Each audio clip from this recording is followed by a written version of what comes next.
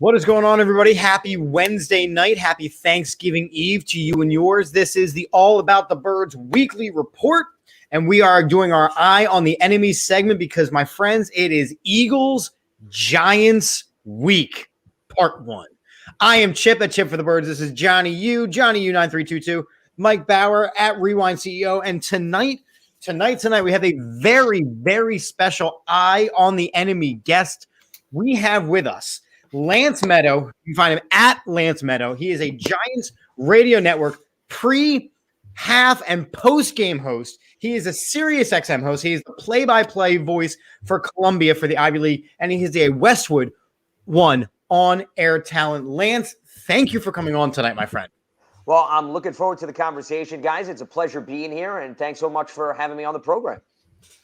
It's gonna be a good one. So, look, we were backstage before the show started, and we had to we talked a little Eagles Giants already, but I have to ask the one question because there was some Giants news this week, and I'm jumping right into it because it was a mutual enemy of ours, a Cowboys head coach, who became the offensive coordinator in Sir Clapp's Jason Garrett. My question for you is this. Why is he the fall guy for the Giants' struggles this season? Well, it's a great question. I think it goes deeper than play calling. Let me preface my statement that way first, meaning I think that there's issues beyond that. But as far as your question about, well, why is he the scapegoat? And let's look at the Giants' issues going back to the beginning of 2020, guys. They averaged last season 17.5 points per game. That was 31st in the NFL. This season, they're through 10 games. They've only gone up to 18.9 points. That means that they have not even increased their scoring by 2 full points since the end of last season. So is it all on Jason Garrett? No, because I think there's been penalties issues. There's been offensive line issues. There's been the lack of execution in terms of personnel across the board. There's been injuries across the board, too, something that the Eagles can certainly relate to going back to last season when the offensive line was a game of musical chairs, even to a certain degree this year. So the reason, though, why they decided to make a change is because if you continue to do the same thing over and over again and you expect different results, it's certainly not going to reap the rewards that way. So I think Joe Judge is looking at the fact that perhaps a different play caller gives them a different perspective. They're getting healthier. They're getting some of their weapons back. And you combine those factors that hopefully the offense overall will increase. There's been 10 games, guys. They scored 20 points or less in 7 of those 10 games. That's 70%. You show me another team in the National Football League that is going to put itself in a position to forget win games, remain competitive when you can only bank on 17 to 20 points a game. It doesn't work. So they're looking at this as 7 games left. Can we put the key in the ignition?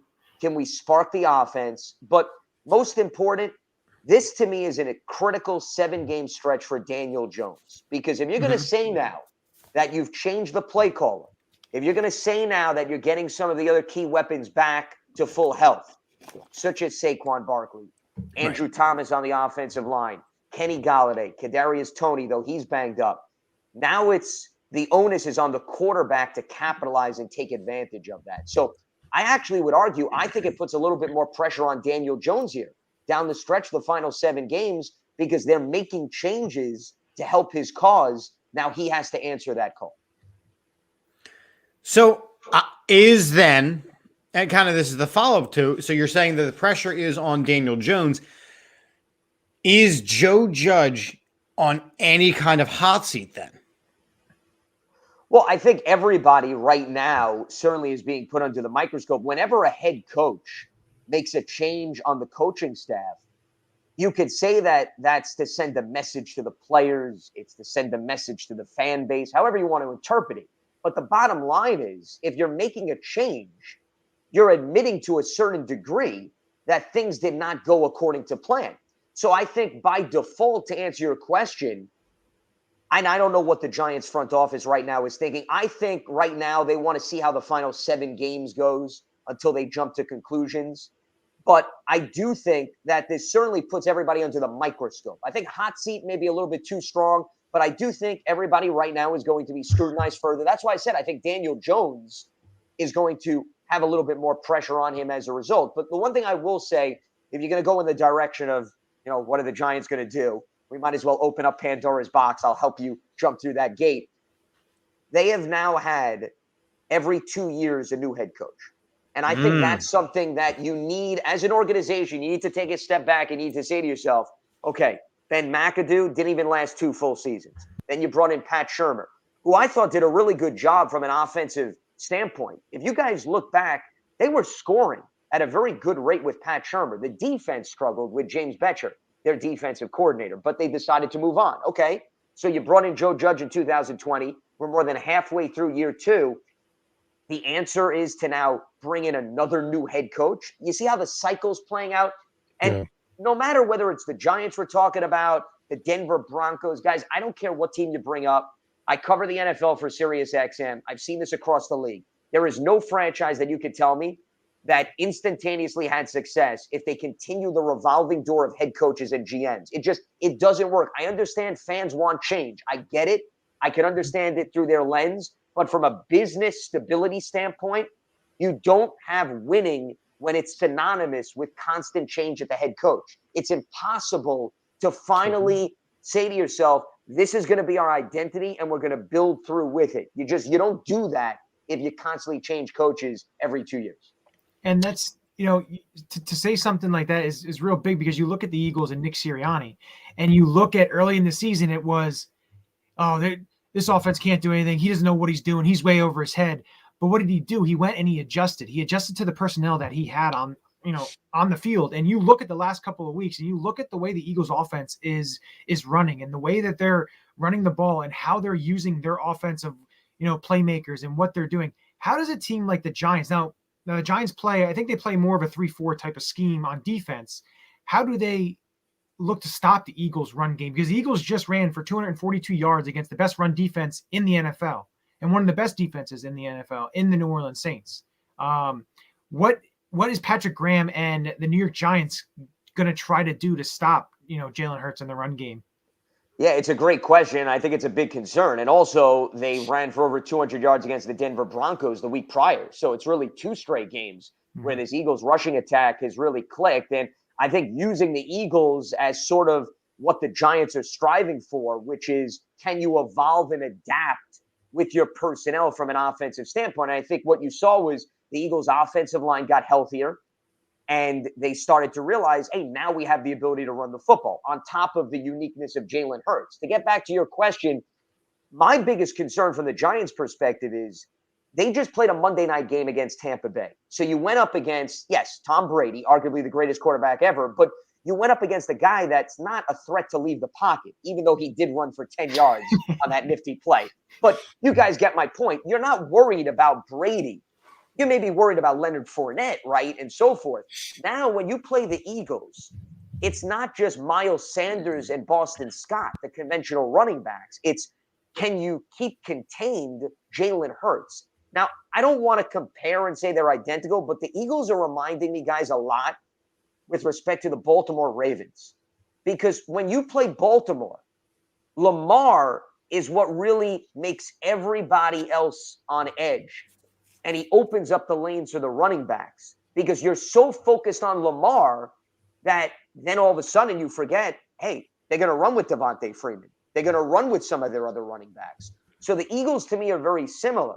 So I think what's extremely important is you have to contain Jalen Hurts. I think the Giants are going to say to themselves, hey, if Miles Sanders and Boston Scott get some chunk yardage here or there, that's fine. But if Jalen starts going off for 7-yard runs, 8-yard runs, 9-yard runs, just think about, guys, if he does that on 1st and 2nd down, the manageable 3rd downs that the Eagles are going to be able to see, and then all you need to do is gain 1 or 2 yards. That's what the Bucs did to the Giants. They stayed in manageable 3rd downs.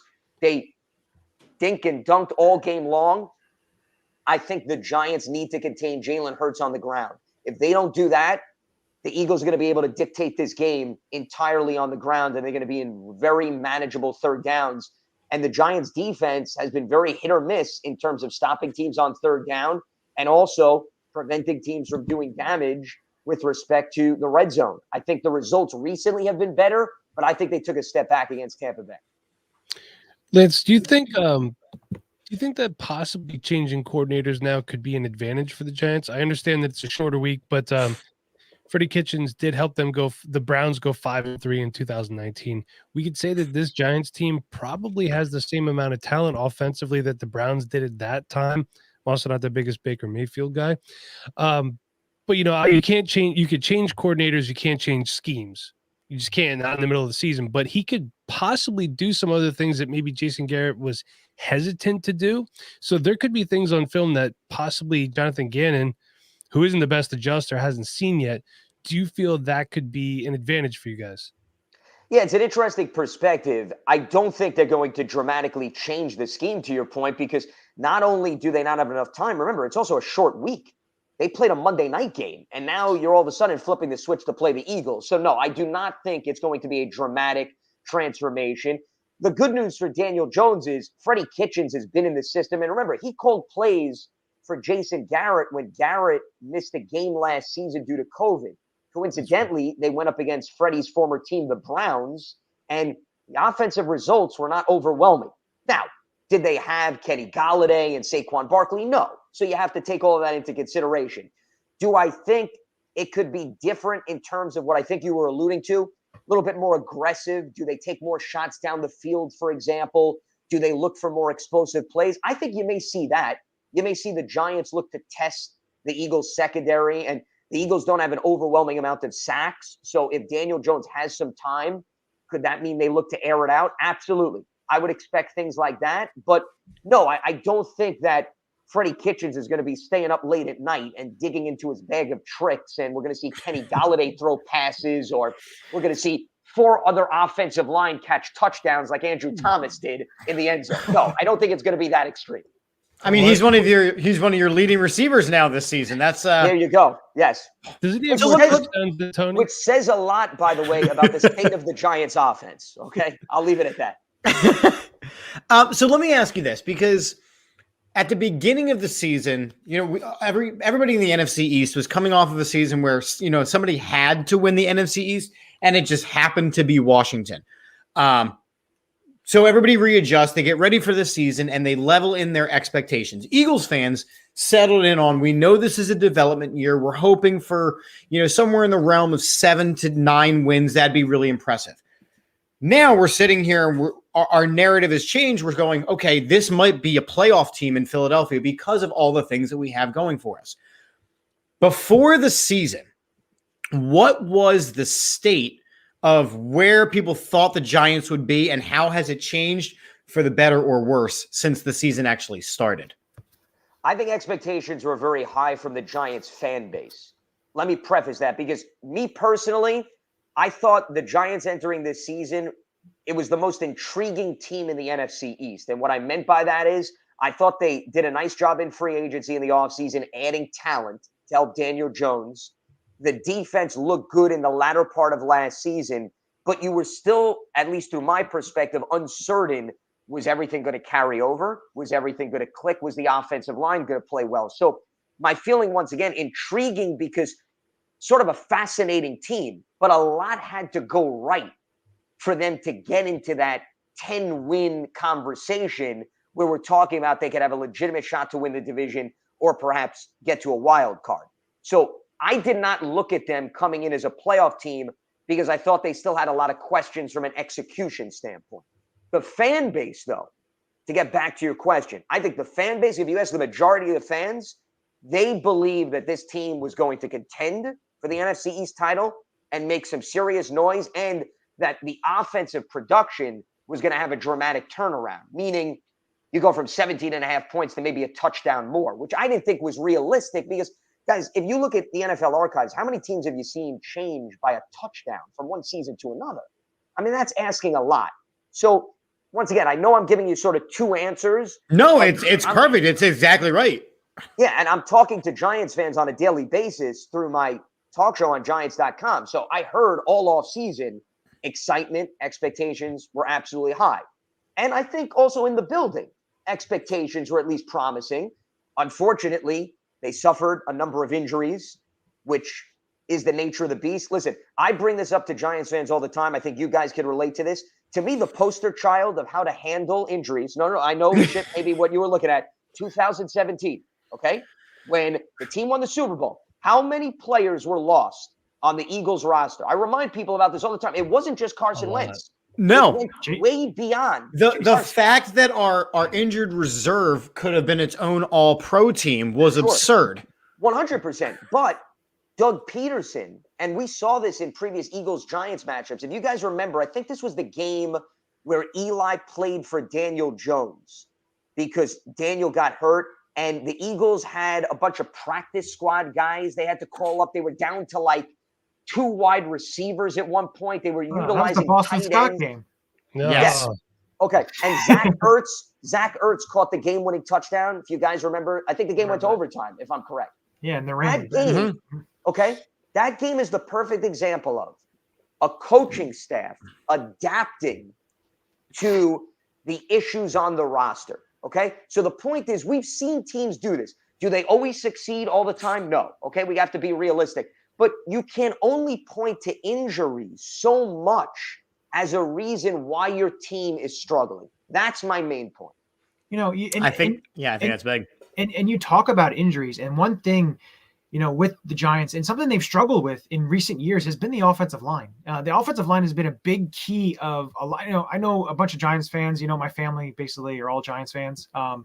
So I hear it a lot. But the offensive line. Do they have you living in the basement as a result of this? That's actually where he's podcasting from. That's where he podcasts I just wanted to know, so we had clarification. Unfortunately, yeah. Well, they're from Jersey, so they're Giants. I'm Eagles, but it is what it is. But you look at the injuries that they've had. Nick Gates going down with a gruesome injury, out for the season, and then Shane Lemieux got hurt, and then you have Billy Price.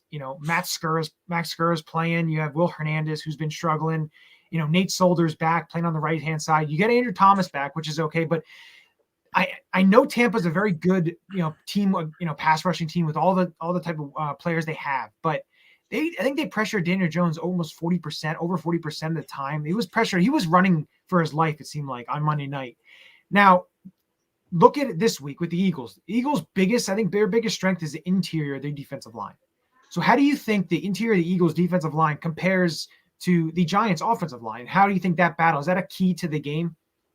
Yeah, because I thought it was a key to the game against Tampa Bay. Everybody, for example, on Monday night was talking about Shaq Barrett and JPP, but I was pointing to, and I know the Bucs didn't have Vita Vea, but Ndamukong Suh and even Steve McClendon and Raheem Nunez-Roches, okay, those guys are guys that could penetrate, force the pocket to collapse. So to your point, yeah, Fletcher Cox, he's feasted at times, especially against the Giants, and the interior of the offensive line, which is what you were talking about, that's given the Giants some problems. It hasn't necessarily been Andrew Thomas, who I think is developing very nicely. Unfortunately, he was hurt, and Matt Peart, I thought, did a nice job filling in for him. Nate Solder's had his ups and downs at right tackle, but you brought up Will Hernandez, who was plagued by penalties in the last game, and Billy Price is filling in at center, and then Matt Skura, who's been with the Baltimore Ravens. It's been a game of musical chairs a little bit. They're trying to gain some chemistry, but yeah, if that pocket collapses on the interior, then you're going to see the Derek Barnetts of the world and the Josh Sweats of the world be able to tee off and all of a sudden get after Daniel Jones. So I'm with you, Johnny. I think it absolutely centers around the interior matchup, the Eagles' defensive tackles against the Giants' guards and the centers. Can the Giants' offensive line neutralize that group to a degree to allow Daniel Jones to survey the field, try to throw down the field, and test that Eagles secondary? And also, can they get the running game going now that Saquon's back? They ran the ball well with Devontae Booker when Saquon was sidelined the last 2 games, but it was tough sledding against the Bucs. Now, granted, the Bucs are right up there with the Saints, who have a top rushing defense. They were only allowing 80 yards per game. But then again, Philadelphia was able to still pound the ball against New Orleans. However, I think in fairness, the Saints came in as the walking wounded. They were without a lot of key personnel. But you know what? You got to take advantage of that. And that's exactly what the Eagles did. But I do think this is an interior matchup. There's no doubt about it. I think that I went on record a lot last week saying that the Saints having the rushing defense ranking that they did was exceptionally overinflated because you can't control who you play against, but the Saints didn't play against really anybody with solid running attacks. So they played against a lot of teams who passed the ball a lot or just didn't have good running backs. So yes, they were great at stopping the run, but they played a lot of teams that don't run the ball well. I think the Eagles have now identified as a team that runs the ball well, so I'm going to be curious to see that matchup. Javier, one of our really good listeners, is asking a question. How are the Giants feeling about Barkley and the future? You're now looking at 2 seasons missing significant amounts of time with a running back, which is already a position that, gets dinged on a little bit for not being as important anymore. But we obviously know it is an important position. But is Saquon Barkley starting to get some concerns raised about him and his health?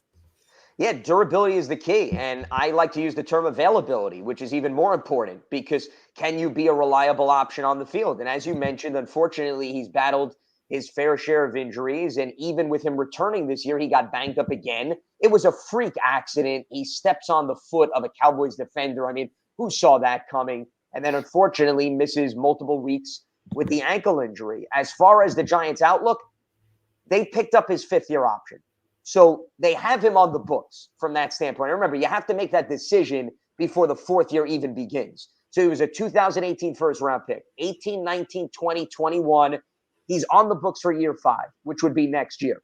I think the Giants are going to have to ask themselves a very serious question about whether or not they feel they can designate resources to a player who has some question marks about durability. I think that's certainly something that they have to weigh before they lock him up to an extension. And I also would be interested to see, Barkley's mindset too. Because remember, Saquon has experienced an offensive line that's been up and down too. Does he get to the point where he wants to explore other options? Whenever we look at these player-team relationships, a lot of times we look at it from the team lens. And I'm not saying that Saquon wants to run out the door. Don't get me wrong, because who knows what the market's going to look like for a guy like Saquon if he continues to struggle with injuries. But sometimes players also may say to themselves, if I want to elongate my career, do I want to go to a team that maybe gives me a better option of running and being more effective? So I think that's something he's going to have to ask himself. But I don't think right now, if you were to ask the Giants, and this is my personal opinion, I don't think they would be ready to say, we want to lock up Saquon to an extension and we want to sign him on the dotted line. I think if you're the Giants, you let him play out the 5 years into next year, and then you determine where you're at. Keep in mind, they did a very similar thing, different position. Evan Ingram, their tight end, also somebody that battled injuries. They picked up the 5th-year option. This was his 5th year. They didn't give him an extension. He's set to be a free agent after this year. I think it'll be a very similar approach with Saquon Barkley. So the other thing I want to bring up, you mentioned it earlier about the Giants and their points per game, and how you thought, a 7-point swing and how sometimes that doesn't really happen. I thought about the Eagles last year and how, bad they were, and their offense was very bad. They averaged 20.9 points per game last year. This year, right now, they're at 27 points per game. So it shows you that swing in, points per game, and they were 4-11-1 last year. Right now they're 5-6 with how many games remaining. So, that swing is big. And what you did mention, you can put the stats to it and say, hey, if you can up your points per game, there's wins there that can be had. So it's just something I just happened to look at, but you were totally right with that. Yeah, 100%. Well, I mean, the other thing is when your offense produces at a consistent level, specifically in the Eagles' case, when they can run the ball, what has the Eagles' rushing attack done to protect the Eagles' defense? I mean, I think that's been huge because remember, it's this symbiotic relationship. We can't look at the offense on an island and then the defense just is on a separate island. Field position is so key. If you're running the ball, you're milking the clock, you're eating up time of possession. Now, time of possession is great. Finishing with touchdowns even better with time of possession. Time of possession needs to lead to something, but it's doing that right now for the Eagles. And the defense is well rested. The defense is also able to be a little bit aggressive when they're playing with the lead, which they've done in each of the last 2 games. So that's the other thing that I view with respect to the Giants offense, just to bring it back. When you're struggling to score points, the amount of pressure that this Giants defense has had on itself for the last season and a half has been overwhelming. Because if they know the offense is only going to give them 17 points, that means you're asking your defense essentially to hold the opposition to 2 touchdowns. Once you give up the 3rd touchdown, that's it. All bets are off. And when the defense is Dr. Jekyll and Mr. Hyde, which it's been, very hard to close out games and finish, because sometimes they go into games, they get a great defensive performance, there's no offensive support. Then they get, for example, against Washington, guys, earlier this season, week 2, the Thursday night game, the offense puts together its best performance. They scored 29 points. They lost, though, because the defense had one of its roughest performances. And then, of course, they had to redo field goal because of the offsides on special teams. But that's the type of season it's been for the Giants. Sometimes you go into games, you have no idea what you're going to get out of either facet. Is the fear of Boston Scott real up there? It's just what I don't know. Wow, I didn't expect that question to come up. I'm going to tell you that, Mike. I mean, that may go down as a historical note here. Is the fear of Boston Scott real? Well, I can't say that they're shaking in their boots, worried about Boston Scott in particular. If Miles Sanders was still on IR, Mike, then maybe the hype in East Rutherford, New Jersey, surrounding Boston Scott would be taken up a notch. But Jordan Howard is out this week. So say that again? Jordan Howard is out this week. Correct. So Boston will be, it looks like he'll be the number 2 back, and then Gainwell should be the number 3. So he'll get in there a little bit at least. Sure. Well, the both of them, Scott and Sanders, can both catch the ball out of the backfield. So I think that the Giants need to be prepared for, you could dump it off to one of those 2 guys for 3 or 4 yards. And if you miss tackles, they could do even more damage. And that actually goes back to, I know you guys were asking me about the concern of the Eagles' rushing attack from the Giants' defensive perspective. The other thing that the Giants have had issues with, and this is why it's such a key matchup in terms of them stopping the run, missed tackling has been a major issue, meaning guys are in position to maybe make it a 4-yard gain, and then all of a sudden somebody breaks out of a tackle, it becomes an 8-yard gain. So when you're going up against a team like the Eagles, specifically Jalen Hurts, who's very elusive, they have to make sure when they hit him the first time, when they get to the initial point of contact, you got to be able to bring him down. So I combine the 3-headed monster, Hurts, Scott, Sanders. So I'm not putting Scott on an island, Mike, okay? He's part of the 3-headed monster. They're not viewing him solely as the big issue. The total package, can you make sure that if they do get some chunk yardage, that you're making it maybe 4 or 5 yards as opposed to 7 or 8, because that adds up in the end. And that's a big reason why the Eagles got well over 200 rushing yards in the last 2 games. Yeah. So sure. Boston Scott's, I had to look it up. Boston Scott's career numbers versus the Giants: 44 carries, 222 yards, which is 5 yards a carry, 5 touchdowns, and 14 receptions, 210 yards, which is 15 per reception, and a touchdown. Oh, I remember. Trust me. Well, think about this. He had, listen, I've been at these games. He had if memory serves me correct, I don't know if you have the game log in front of you, Johnny, but you guys would remember from following the Eagles. He had the 3-touchdown game at MetLife Stadium, the final game of the season, right? Where the Eagles locked up the division title because the Cowboys faltered down the stretch, if I'm correct. That was one season. And then last season, the Philadelphia comeback in Philly, Boston Scott caught the game-winning touchdown on Jabril Peppers. So, yeah, guys, come on. You know who you're talking to. I remember these things. Well, since we're bringing up sad, awful issues, there have been some miracles at the Meadowlands, just to name a few. Yes. I believe there have been 3. Which one hurt the most? Well, the Deshaun Jackson one, I think, takes the cake. That one, come on. You bring that up to any Giants fan, they still cringe as if that was yesterday. Actually, bring it up to Tom Coughlin. And remember, he looks at his punter.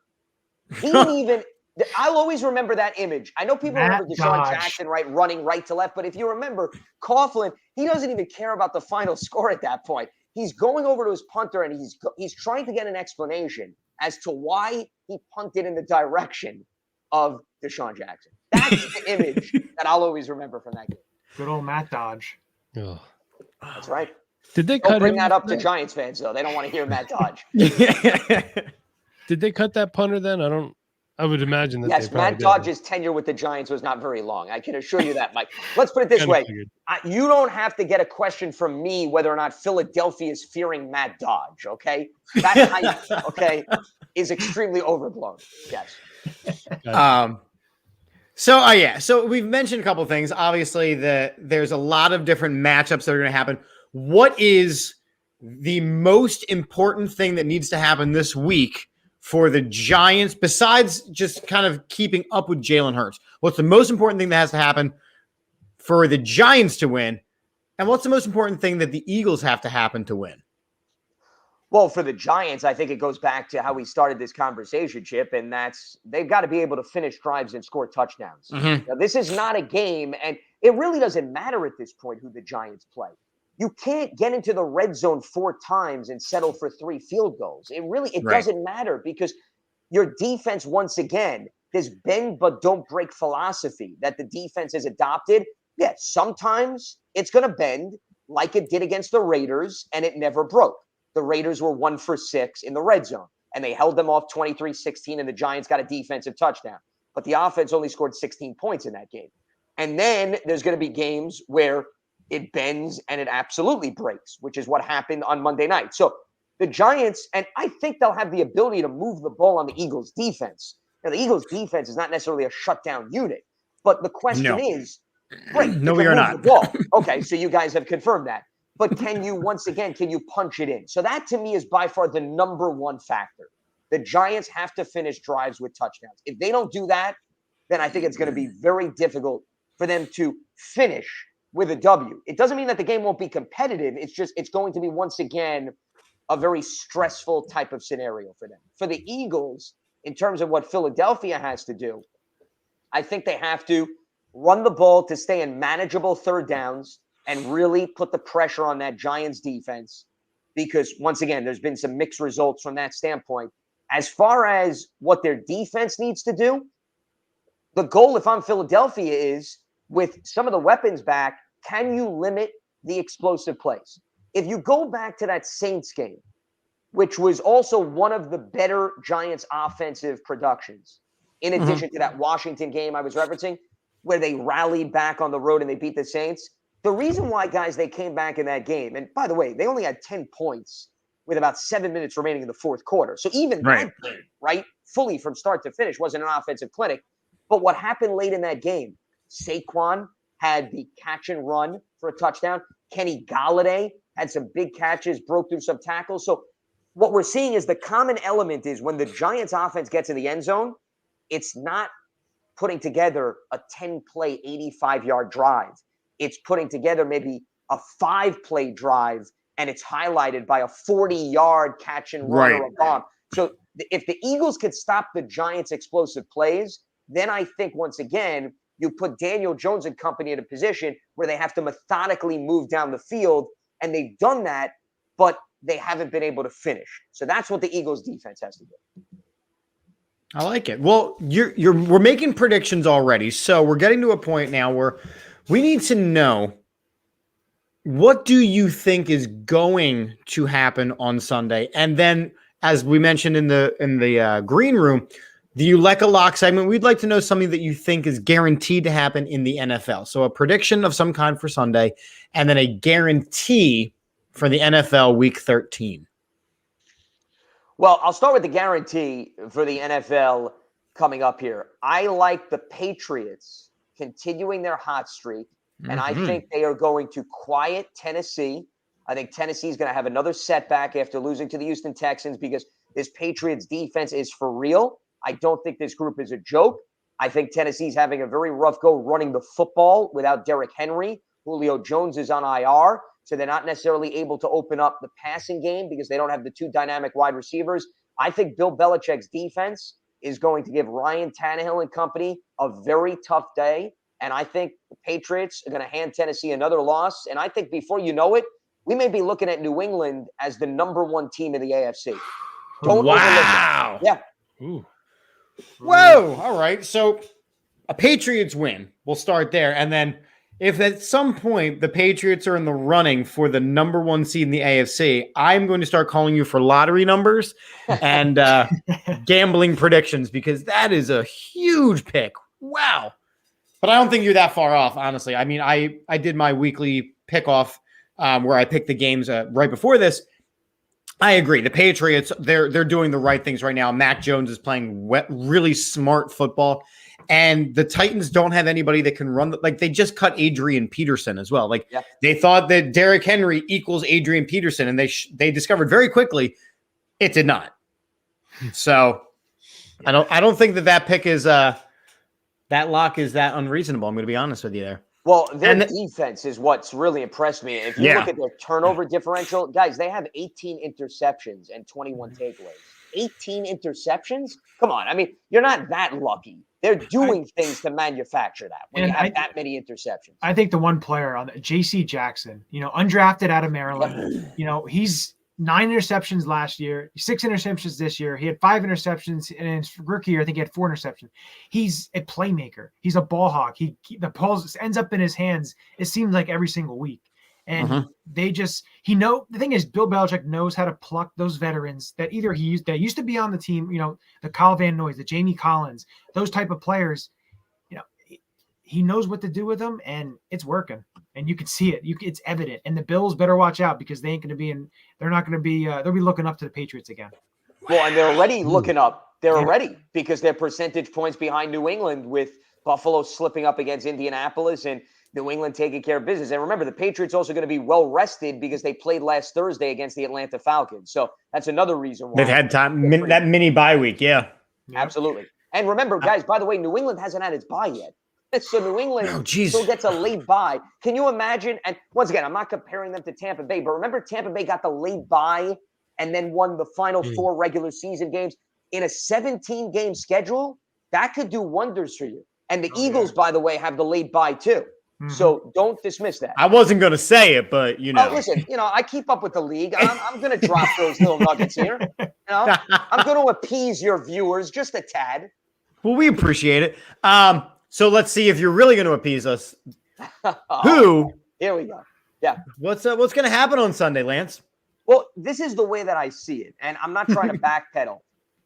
The Giants, if they're going to win this game, then to me, this has to be a Jalen Hurts passing game. That's how the Giants win this game, okay?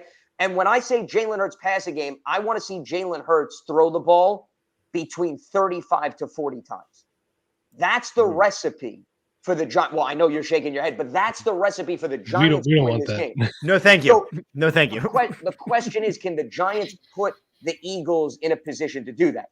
The Eagles are going to do everything in their power not to do that. I mean, look at the volume of runs that they had over the last few weeks. I mean, we're talking about a team that ran the ball 50 times. Now, they ran it that much because they also had a sizable lead. So obviously that's going to dictate it. But even if this game is, let's say, competitive and close, and I would be surprised if this game gets truly out of hand, because I think both of these teams have some issues on either one side of the ball. But if the Giants are going to win this game, they are going to have to be able to say, we're putting Jalen Hurts in passing situations. We could get after Jalen Hurts a little, put some pressure on him, and they become a one-dimensional offense. Now, how many times have the Giants been able to do that? Well, they played Patrick Mahomes close. They played Derek Carr close. But the differences in those games was you got consistent pressure and they got some takeaways.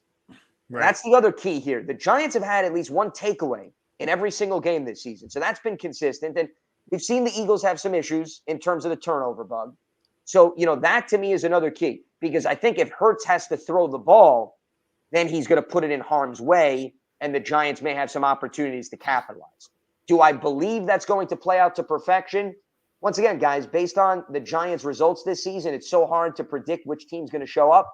It's hard for me to bank on that Giants team showing up. So, I mean, if you were to ask me, I think the Eagles come into this game as the favorite. I think the Eagles have the edge, and the onus is on the Giants' offense to be able to put points on the board consistently against the Eagles' defense. And until the Giants' offense does that, it's hard for me to bank on that. All right. I think that's very fair. I think that's very, very fair.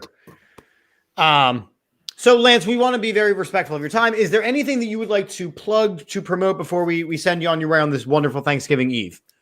Well, I certainly appreciate the opportunity to do so. I mean, people can follow me on Twitter at Lance Medow, where I promote all my work. The last name is Medow, as you guys perfectly laid out in terms of the graphics. So I thank you. Most people try to add an A in my name, and that's why I constantly spell it out. They can hear me on Sirius XM. I'm on Mad Dog Sports Radio, NFL Radio, host a variety of shows. Obviously, I'm part of the Giants Radio Network, also do shows on Giants.com. Not that something tells me Eagles fans are going to be consuming themselves with that, but we might as well throw that out. And then obviously I do plenty of play-by-play work in terms of college basketball, Columbia basketball. As you see, I'm showcasing here. And Westwood One Sports, I do some national broadcasts in terms of college basketball as well as some other sports. So I'm pretty much across the dial in a variety of different venues. That's very cool. That's very cool. Well, Lance, we appreciate you coming on tonight. It's round one of this, so we're gonna see what happens, and then we play again in a couple weeks, and we'll attack it all again. Absolutely. Well, one other thing I wanted to throw out, guys, and I hate to extend my stay here. No, you're more than welcome to. Well, the other thing, I'm just curious from your perspective, because I'm hearing it from the Giants fan base.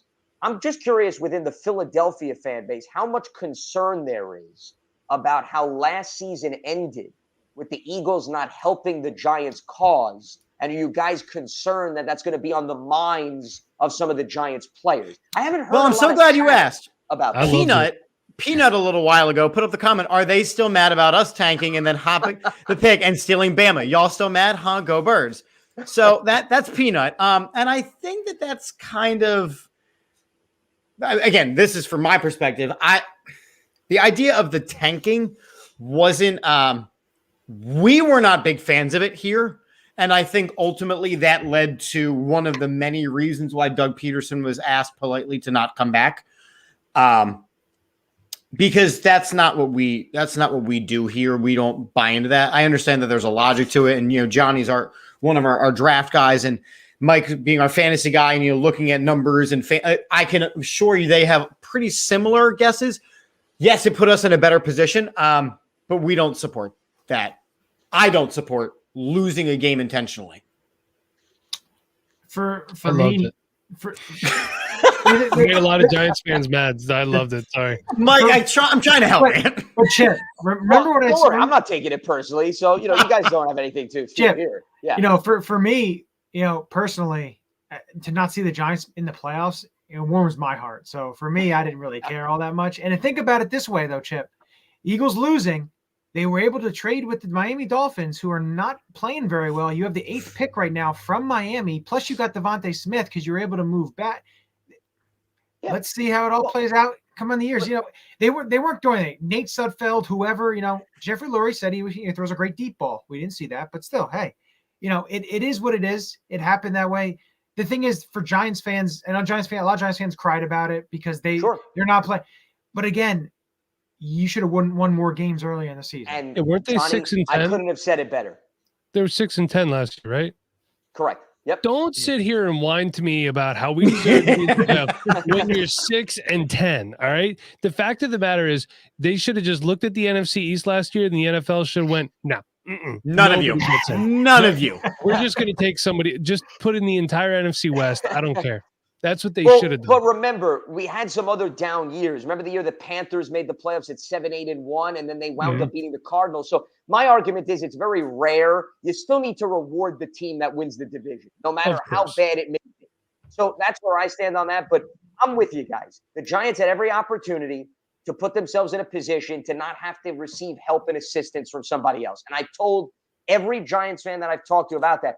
The other thing I wanted to throw out real quickly, and this is what I have more of an issue with, and it may be a little bit different, but if you guys remember, the Steelers played the Browns in week 17 last season, and Pittsburgh rested a lot of its starters, and then they wound up meeting Cleveland. Remember the following weekend that Cleveland did a number to them? I had more of an issue by saying the Steelers, had they played the starters and treated that game, maybe you don't even play Cleveland, and you avoid having to play. Why doesn't enough people have an issue with that? And all they talk about is helping out another team trying to make the playoffs. If we're talking about competitive balance, let's be at least even across the board in terms of what we're talking about. I think a lot of it had to do with the national audience because it was on Sunday Night Football. Yes, it was the last game. fair. It was the last game of the season. And they wanted to see something competitive to make it interesting down the stretch. No, that's fair. That's fair. Absolutely. Yeah, I think that knowing what that game was against Washington last year, and the NFL knew what that game was going to be, there was no reason why it was in a prime time slot. When they flex games all the time, no way. If that's a 1 o'clock game, nobody cares. Yeah. Nobody. But if it's a 1 o'clock game, it's not as relevant because there's not as many eyes on it. Correct. From a national audience. Well, I was fearing actually they were going to take the Giants-Cowboys game and move that to 4 so that ends and then you go right into it. So I'm glad that we got out of there at a decent hour from a broadcasting standpoint. See, when you broadcast the games, and I don't know if fans understand this enough, we want it start early, finish early. Okay, that's where I come from. So this way we can go on and prepare for the next thing on the schedule. I'm not looking to wait around all day for an 8 p.m. Eastern kickoff. So I was very happy from that perspective. We as podcasters who do post-game shows right after the game also appreciate when games end a little bit earlier because we're not broadcasting at midnight. No, I like late games. I have my reasons. Okay, well, Johnny's got to be the outlier. Exactly. I can't say that's why he lives in the basement. Yes. That's why he lives in the basement. And that's why his family's Giants fans and he's the lone Eagles fan. So it fits the profile. The there you go. Exactly. Yeah. Exactly. Well, Lance, we want to thank you for joining us tonight. You have been incredibly informative. We've learned a lot about, the evil G-men that we will be facing. And we really, like I said, we appreciate you coming on. We hope you have a wonderful Thanksgiving with your family. Luckily, you guys don't have to play any football tomorrow. Go right. Same to you and yours. Greatly appreciate you guys having me on. Enjoyed the conversation. And anytime you want me back on the program, I'd be more than happy to talk football with you. So thanks. Well, we appreciate that, sir. Thank you so much. Take care, guys. Have a good one. You as well. All right. Well, it's so tough for me doing this podcast stuff because I meet some of the fans and I meet some of the people that talk about the teams. I'm like, man, I like these people. I hate the Giants.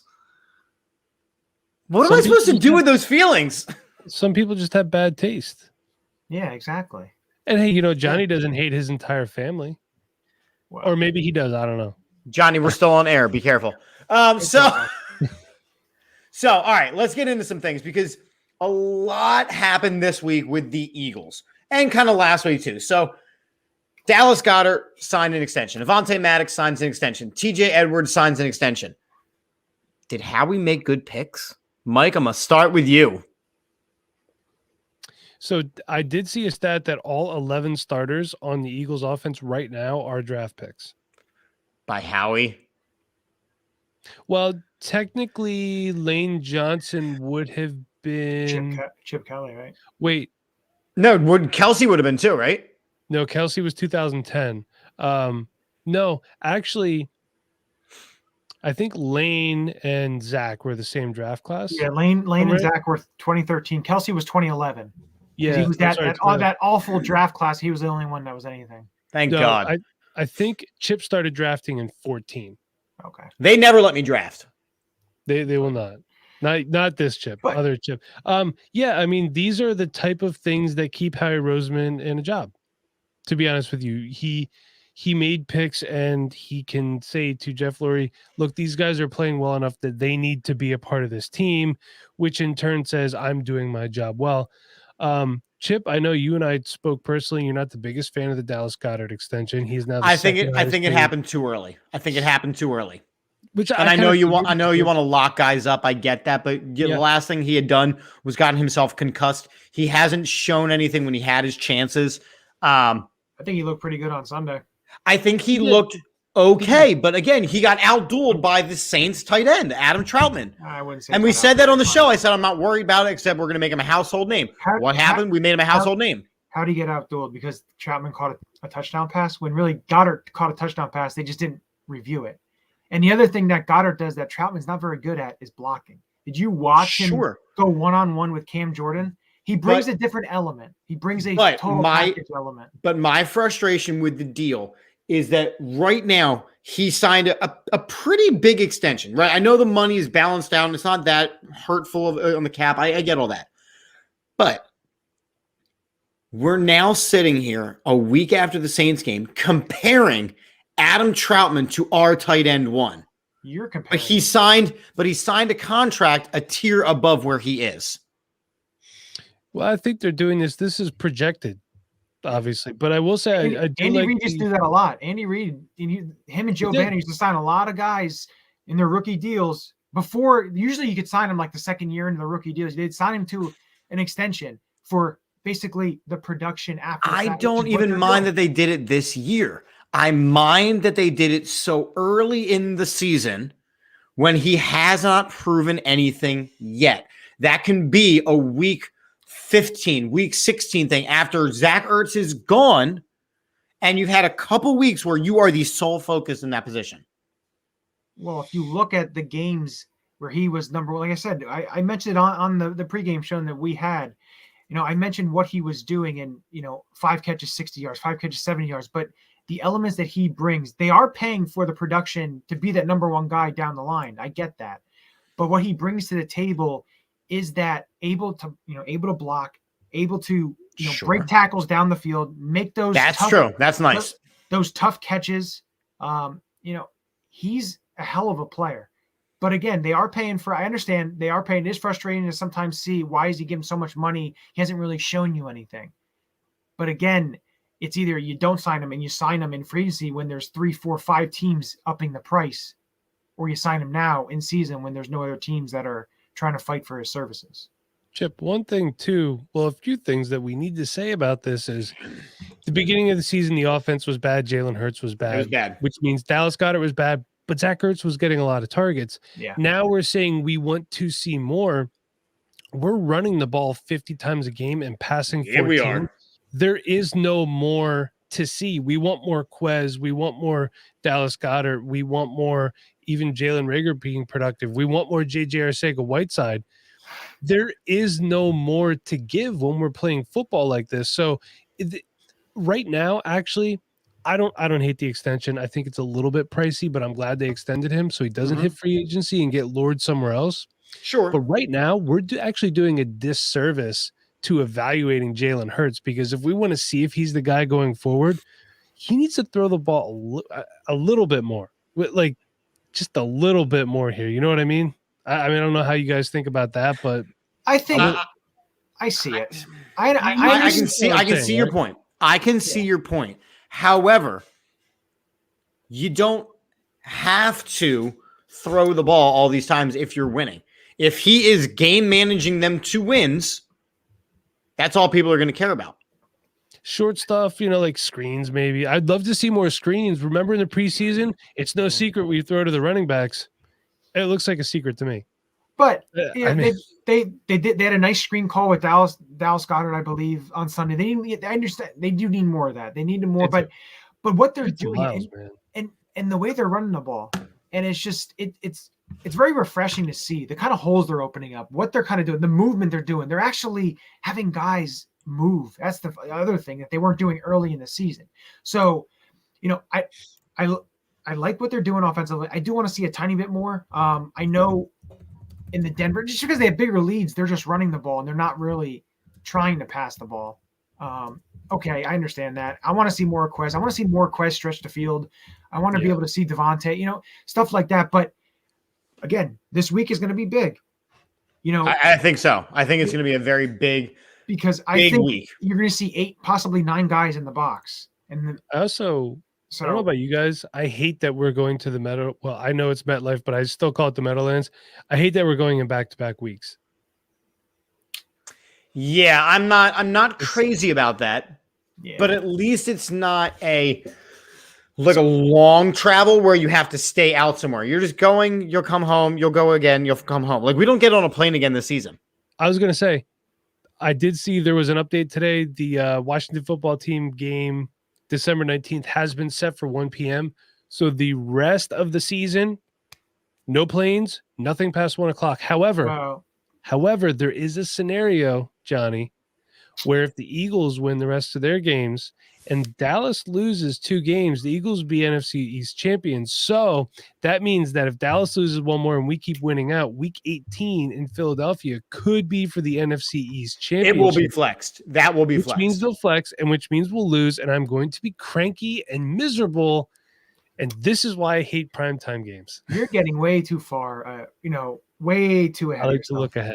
The other thing is, we talked about Dallas Goedert. We got a little, ahead of ourselves. Keep going. We didn't bring the other two guys. Avonte Maddox deal and recently the TJ Edwards deal.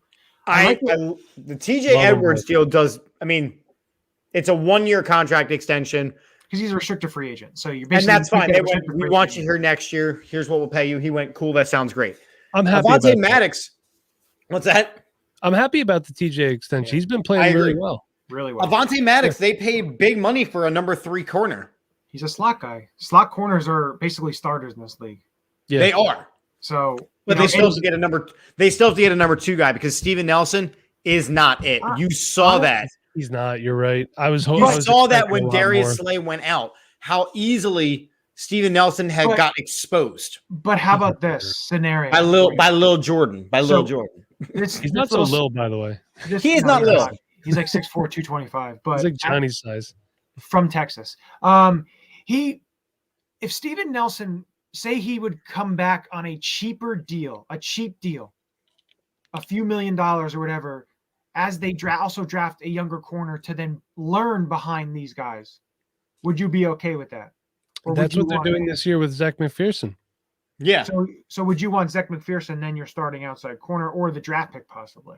Well, here's the thing. I'm just saying this is a scenario question that I happen to see that actually I think Chris Malley from Fourth and John posted it, and I thought about it. I was like, okay, that's actually pretty interesting to think about.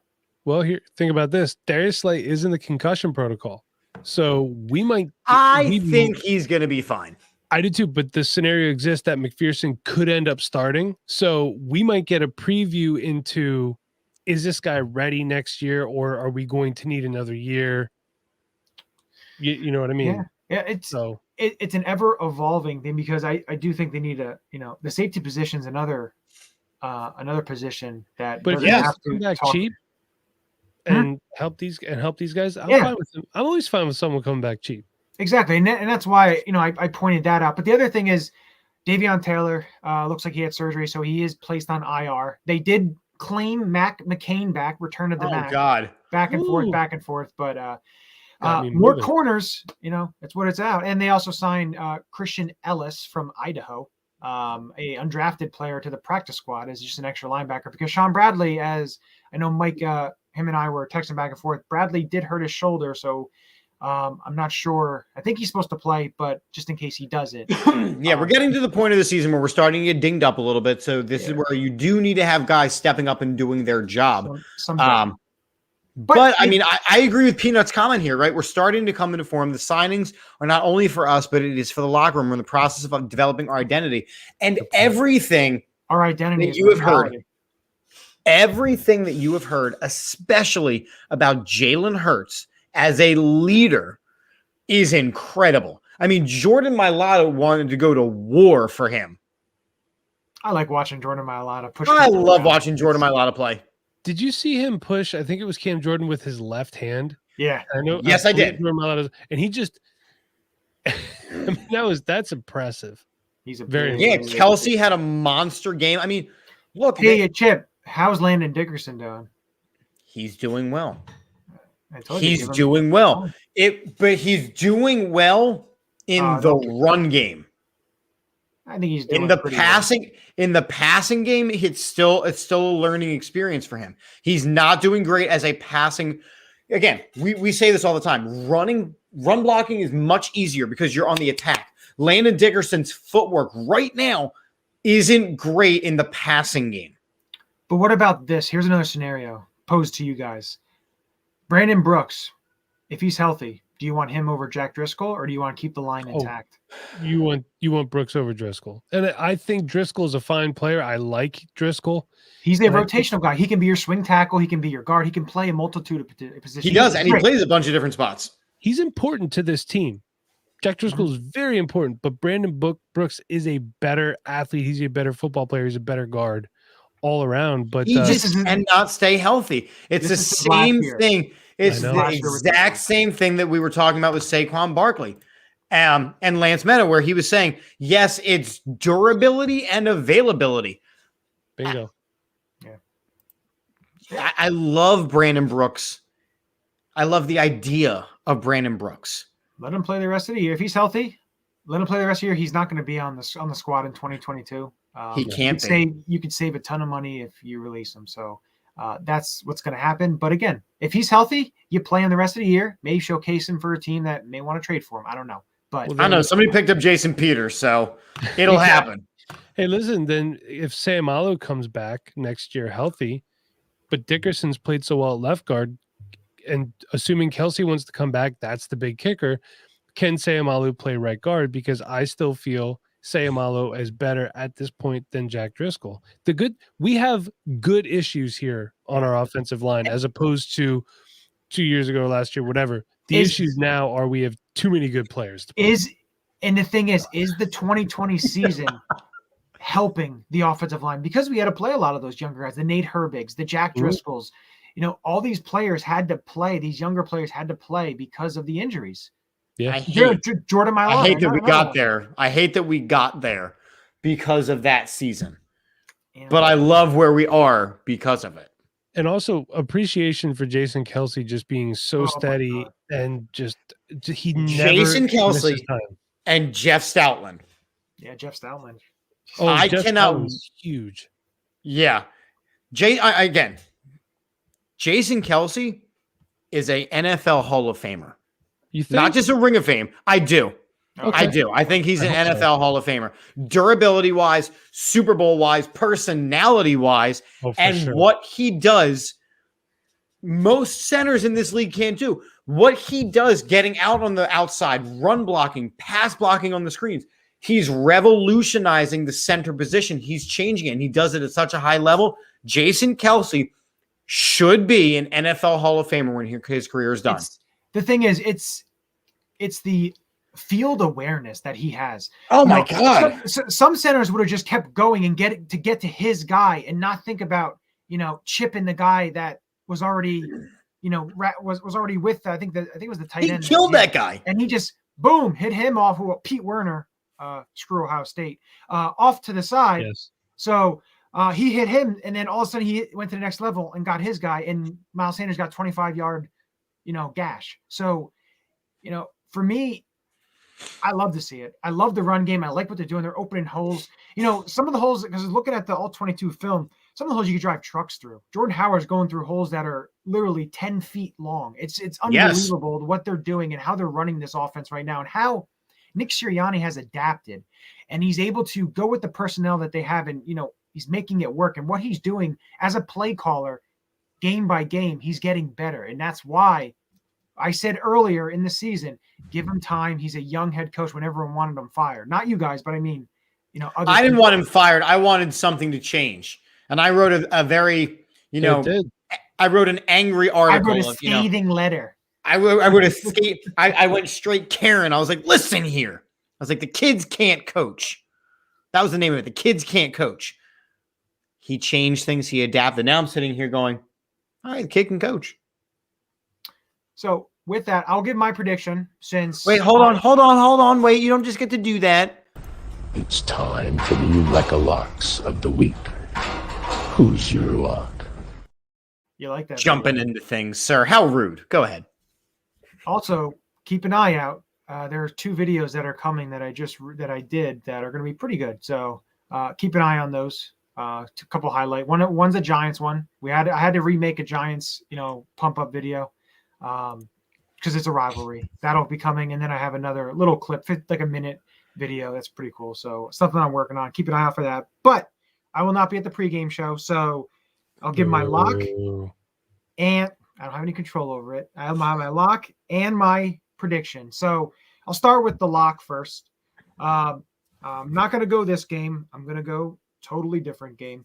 Do you have our results from last week? Because I totally forgot what I picked. I do. Let me pull it up here. That was an enjoyable sound in the microphone. Thank you for that. You're welcome. So our guest Mike Haas had the Lions get their first win. That did not happen. They did not. Mike, you had Flacco beating Miami. Almost happened. It didn't, and he got COVID. He caught something. Yeah. Something Jalen Rigger can't do.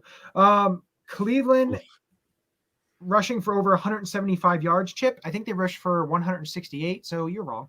Hold on. I'm checking that. Go ahead. Close though. Go ahead. Close, but no cigar. I had Trevor Lawrence, 300 yards and 2 touchdowns. Yeah. Mr. Surfer, not very good. So we'll say I think he had like 100 yards, 170 yards and a touchdown. So that's no. So yeah, there's that. Now we're gonna. Are you? I typed very loud. I apologize. My God. All right. So you keep looking it up. I'll talk about my lock, and then you can see if you were at 168 or if you actually hit your 175. But for me, the lock, I'm gonna go on Thanksgiving just because tomorrow is Thanksgiving. I'm gonna go one of those games as my lock. Damn. And no, wait, 184. The Lions had 168. Are you sure? All right, now I got to look it up. I have to look it up. I'm going to share my screen, sir, because I can do that. You share your screen. Here we go. Let's against the Lions. Rushing 184. I got to zoom in so you can actually see what I'm talking about. Oh, good Lord. Oh, you were right. It was Lions at 160. So you did get that right. Okay. So there you go. Look, I got one. I got one. Of course, someone picks a lock with a team who's winless. Yeah. Speaking of picking a team that's winless, I am going to pick the Detroit Lions will get their first win tomorrow. Ooh, do tell why, sir. Because the Red Rocket, Andy Dalton, is playing quarterback for the Bears. And I think this may be Matt Nagy's last game. And I just have a feeling, Detroit on Thanksgiving, I think they're going to be thankful that they're going to get their first W. So I think that they're going to be ready to play. They played a lot of teams tough. They played a lot of teams hard. They don't give up. That's one thing that they don't do. And it's a divisional game. It's going to be a close game. They played the Browns close. So for me, they played the Browns close with Tim Boyle as the quarterback. Now, I don't know if he's going to start or if Jared Goff is actually going to get the start. We don't know. Well, so it broke before we went on the air that they are expecting to start Goff. Okay, so good. I do like my pick even better. I think the Lions get their first win against the Bears. Well, damn. Bears aren't very good. And Andy Dalton may get hurt because I'm not sure if the left tackle of the Bears is going to be able to sorry, I had to bring it up. How about this? Over under 2 times Jason Peters goes down. That's going to require me to really closely watch the game. I'll take the over. Wait, over under how many times he false starts? Ooh, I think at least twice. Yeah. Put it at 2.5. I'll take the over. I'm going to take the under. I think he's too slow to get too quick off the line. Chip, are we doing our locks now or what would you like to do? Because I have one prepared. Well, you can always recap them at the show. We'll recap. I was going to switch it up, and I was going to do an NCAA lock if I could. It's a lock with football on the weekend. Football is this weekend. It is college. Ohio State beats Michigan by 3 touchdowns. Jesus. Yeah. Wow. When was the last time Michigan beat Ohio State? 2011. Not with Harbaugh involved. I just saw that on Twitter earlier too. By the way, Johnny, you must have been seeing that report that there's a lot of people saying that Matt Nagy has already been informed that he'll be fired after this game. Did you guys see that circulating around? I did. I also saw a video from Matt Nagy's son's high school football game where the fans in Chicago at the high school game were chanting "Fire Nagy" while his son was playing. And did you know? If Matt Nagy's fired, I think the next coach of the Bears is going to be Doug Peterson. I'm going to make that prediction. Jesus. Just saying. That's my prediction. Peanuts prediction, I think, is a pretty good one. His lock is that he's going to get drunk and wake up with heartburn. That's every day, Yeah, isn't it? I'm pretty sure that's a Tuesday. Or every weekend, maybe. My official prediction is in the Vikings 49ers game. I am going to say combined points, 75 combined points. Ooh. Wow. You really believe in Cousins and Garoppolo? Whoa. And the lack of defense on both of those squads. I think San Francisco's defense is pretty good. I think that they're okay, but the Vikings have so many weapons, and very quietly, which, really grinds my gears, Kirk Cousins is having a really damn good season. He is 21-2. What? Yeah, it hurts my feelings because Kirk Cousins is the worst. But I have Jimmy Garoppolo on a fantasy team, and he keeps getting me a ton of points. So at some point, I have to support the guy, right? I have Deebo Samuel. I think at some point I have to support the guy. And apparently 2007 was the last time Michigan beat Ohio State. there. You go. I did see Thank something. Somebody Thank you, brought Adam. something up that was funny. 2012, they came out with 4K TVs, and it was saying no Michigan fan has watched Michigan beat Ohio State in 4K. And no one's watched Dallas win a Super Bowl in that same span. Because you need a VHS tape to do that. You needed the red, white, and yellow wires. I have some of those around here somewhere. Johnny, want to go over the prediction results because it is getting close. It is getting very close. So our predictions are season predictions. Last week, Jeremy Bridges had the best week at 11-4. Jeff was 10-5. Chip, you and I were 9-6. So to round out the whole, all the numbers, Chip, you still have a slight lead at 105-59. JB and I are tied for second at 103-62. And Jeff is 102-63. So we're all pretty close. So it's getting close. The difference between first and fourth is 3 games. Yeah.